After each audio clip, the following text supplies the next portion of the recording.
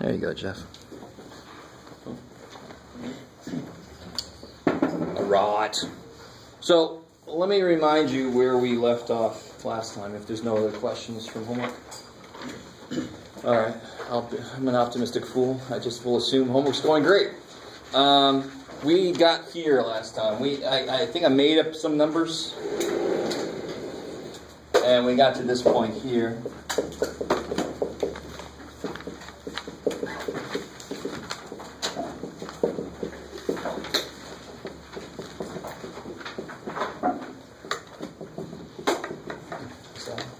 Yeah.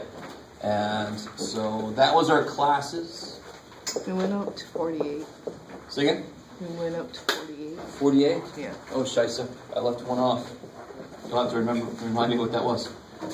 Yeah, there were 6, right? Yeah, 6 classes. And there was, if somebody was not here last time, the way we figured out how wide this class was going to be, the class width, it was the range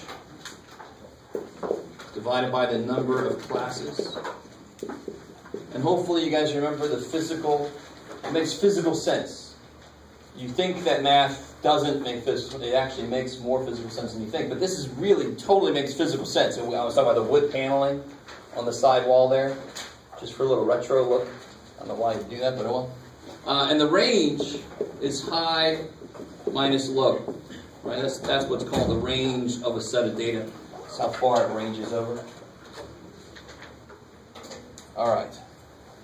And so we did this. We calculated the highest data point minus the lowest data point divided by, we decided we'd do 6 classes. Anybody remember how many classes? What's the least and the most, roughly? Or somebody had it written it down? 45.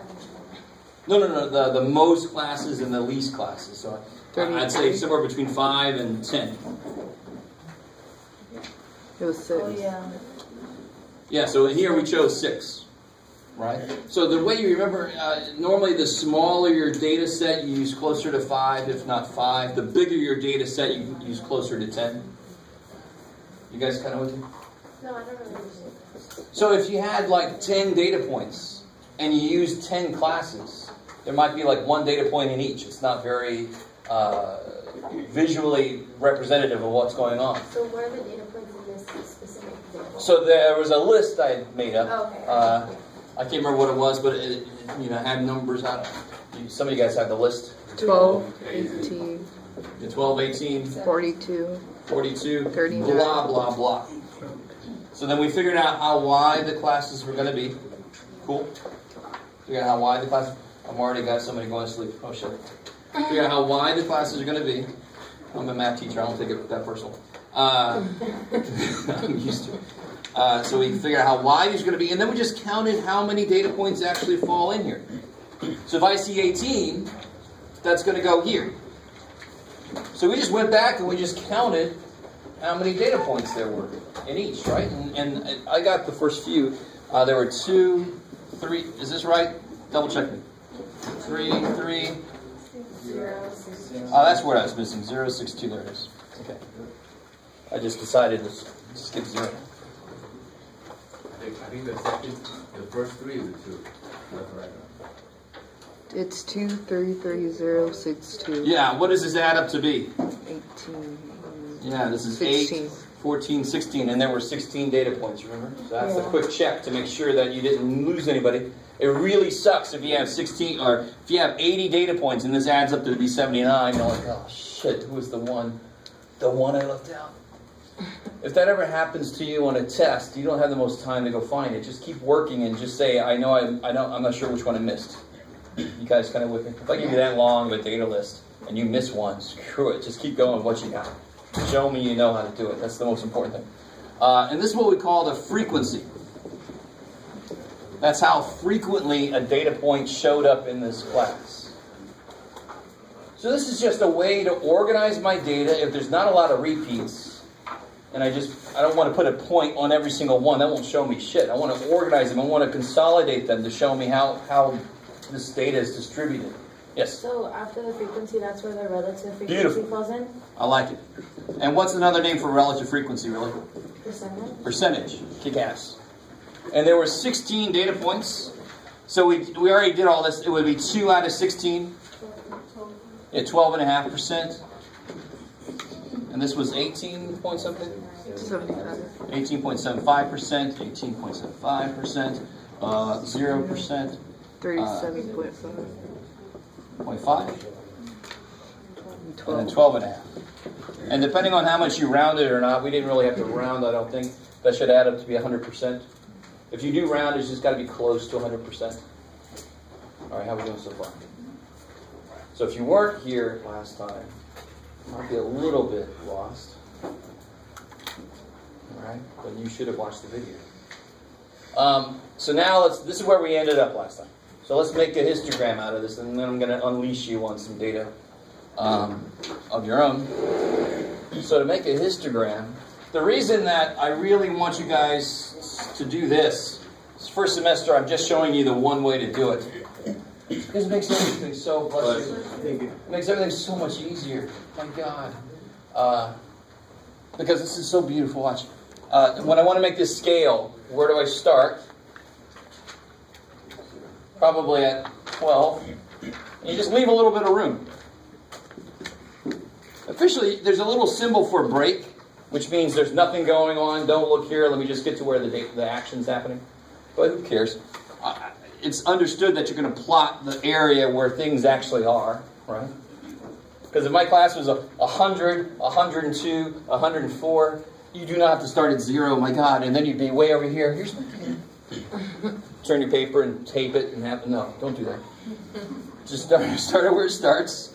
And so it goes 12, 18, 24, 30, 36, 42, 48. So all my rectangles are going to represent the amount of data that's in the class. So it kind of makes sense.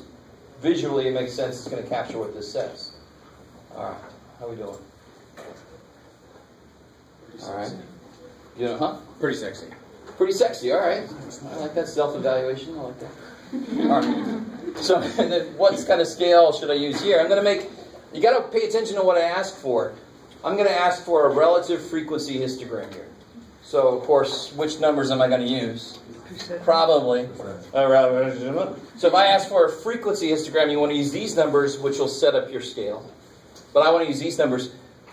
Would the image look different if I use this versus this? No, the heights will be the same. They'll be relatively the same. If one's twice as big, it'll be twice as big no matter which number I use, right? I don't know if you guys really get that. So the shape won't change, but percentages just make more sense to us as human beings. We can kind of, oh, it's 75% of that. It's easier for me to tell how much of the chunk it is. That makes more sense to me. So I want to use a scale. I got to capture all these numbers. So I want to go up to this. So maybe what scale should I use? Maybe I want to go up to, maybe I want to go up to 40. So I can go by 10. Does that make sense? So 10, 20, 30, 40. The worst thing you can do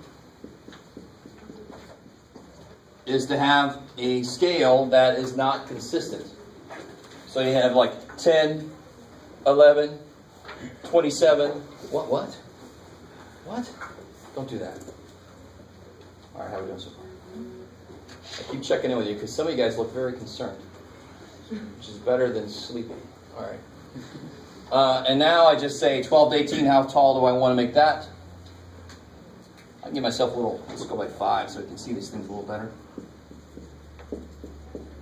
So 12 to 18, I want to go up to 12 and a half. Obviously, you don't have to be perfect because we're doing this by hand. 12 and a half is about right there. Pop. Uh-oh, they've locked on.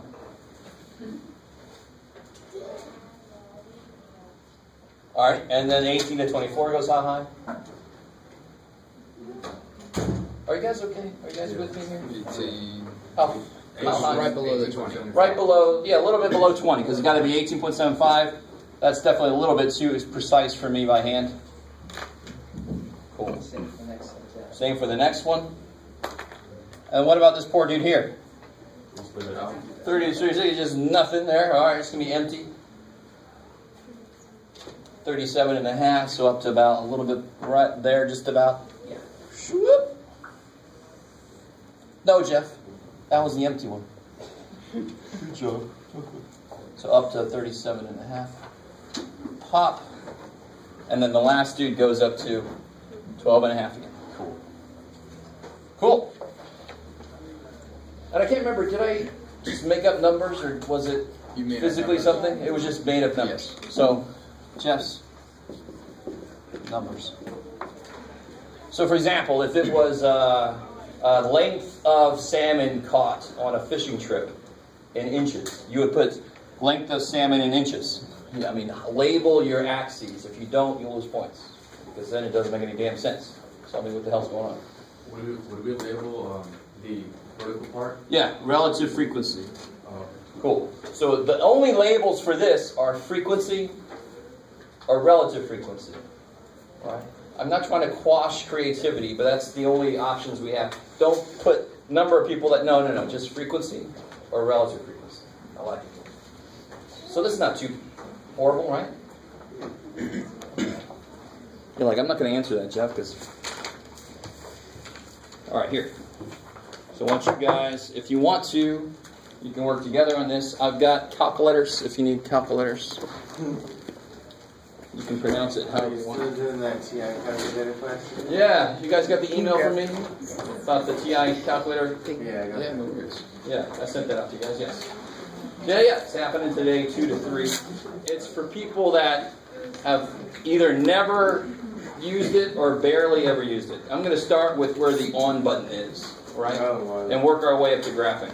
As long as I get as much information as possible. Oh, yeah. Oh, where would you recommend buying a TI-84 if you were to buy one? Oh, it's been a long time since I had to.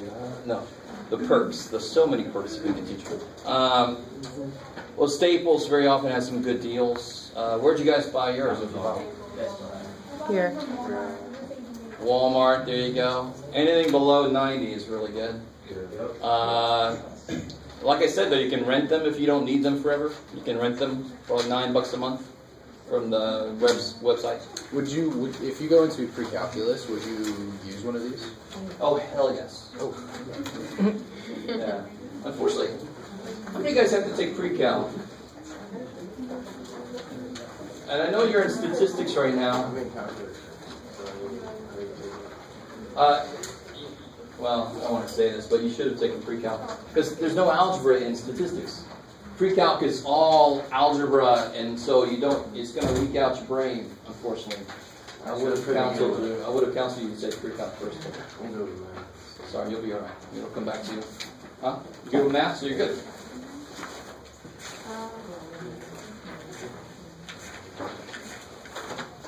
So you don't need to be recording this.